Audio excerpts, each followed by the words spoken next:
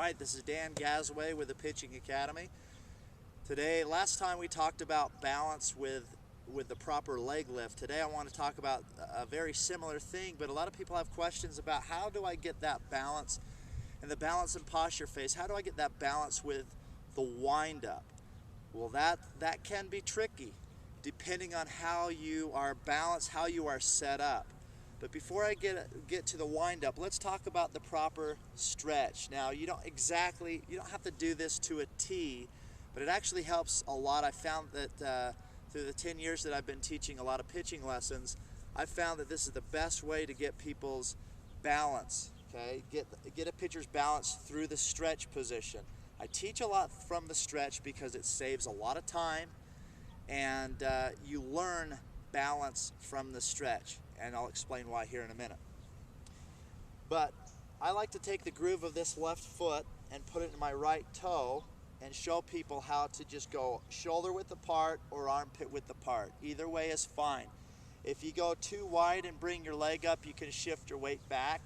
That's why I like everything centered, no more than shoulder width apart, at least to start, so they can feel that bounce. They can feel that momentum going straight towards the plate when they explode there. Okay? So I'm going to start right here to the side. I want my knees slightly bent. I don't want to start tall. Nate Barnett wrote an article the other day about tall and fall. Why you don't want to do that? You don't want to start tall and fall because your energy falls towards the ground. Start with your knees slightly bent and drive your momentum straight towards the plate. So anyway, you start with your knees slightly bent. Your upper body's closed. How closed? Well, that just depends on the athlete. Just mess around with that with the next couple of days and see where you're at. So slightly closed here. Ball and glove right in the middle of your body where your spine line goes straight up and down.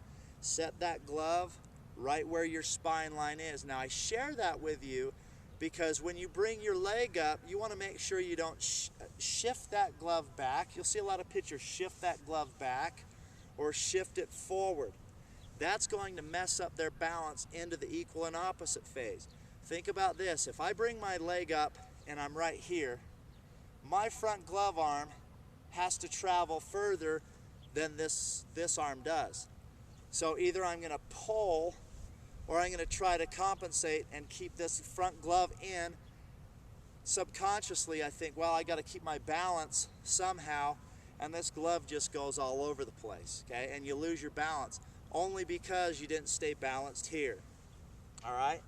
So yes, we do know from last video we have to be right here, leading with our hips, not with our shoulder, okay? Or not coming back too far back there. Okay, so now we know we got to lead with our hips, keep our shoulders level, and throwing that leg out. Well, how do you get there through the wind-up? It's actually pretty easy. Most people set up the wrong way. If you guys are home plate, and I'm set up for the stretch right here, and I'm throwing towards home plate, I take that same balanced posture, okay, and I could start here and throw this way. See how my knees are slightly bent? I'm here. My weight is out in front of the pitching rubber, okay? It's not behind. It's in front of the pitching rubber, and I'm ready to go this way. So again, you don't want to start tall like this. You're not going to look intimidating like this. Okay, if you know what you're doing, a lot of people think, well, if I stand really tall, I'm going to look intimidating. You don't really. So slightly, you're already on a mound. So slightly bend your knees, weight out in front of the pitching rubber, ball and glove right in the middle, just like you do from the stretch position. Now here's where a lot of people mess up. They take too big of a side step or a step to the back. Now it doesn't matter if your ball and glove go behind like this. That doesn't matter. It doesn't matter if you go like this with a side step or a step behind. What does matter is this and that. Too much momentum to one side or too far behind, it makes it difficult to be on the ball of your foot, the ball of your pivot foot, and be at a perfect balanced posture, ready to come forward when your balance is all over the place. That's why we're talking about this right now. So how do you do that? Well, get in that same posture weight out in front of the pitching mound or the pitching rubber.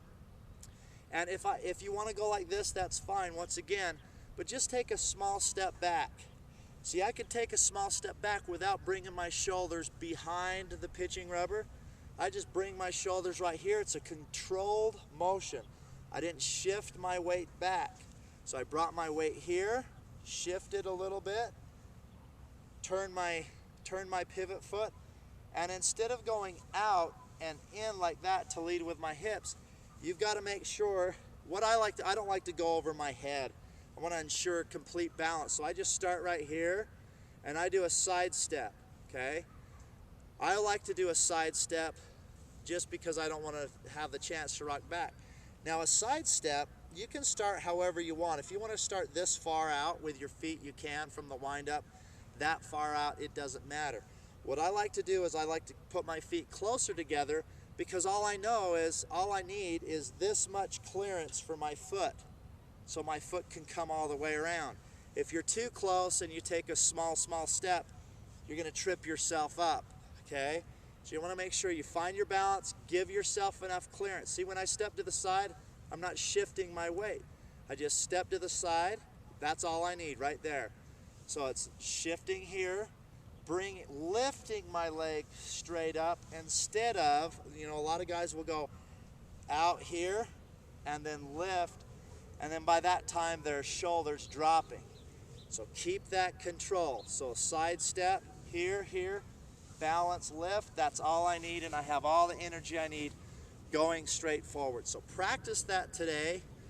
Practice getting perfect balance from the stretch position and perfect balance from the windup. Again, the most important thing is not too much weight going back, not too much weight to the side.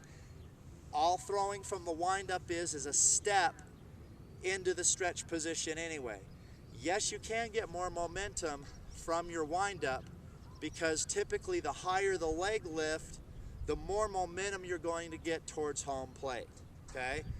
So yes, if you feel like you can throw faster from the windup, that's outstanding. You probably can throw 2 or 3 miles an hour, but it has a lot to do with how high you're bringing your leg, and it could have a lot to do with you're just comfortable from the windup as well, and it's a psychological factor. We face our competition when we're throwing from the windup. When we're throwing from the stretch, yeah, we face our competition, but we're really not. We're here, okay? A lot of people get caught up in saying, man, I wish I could just throw from the windup all the time. Well, you can't. Eventually, there's a guy that's going to be on base. So you've got to learn balance from both the windup and the stretch. Good luck.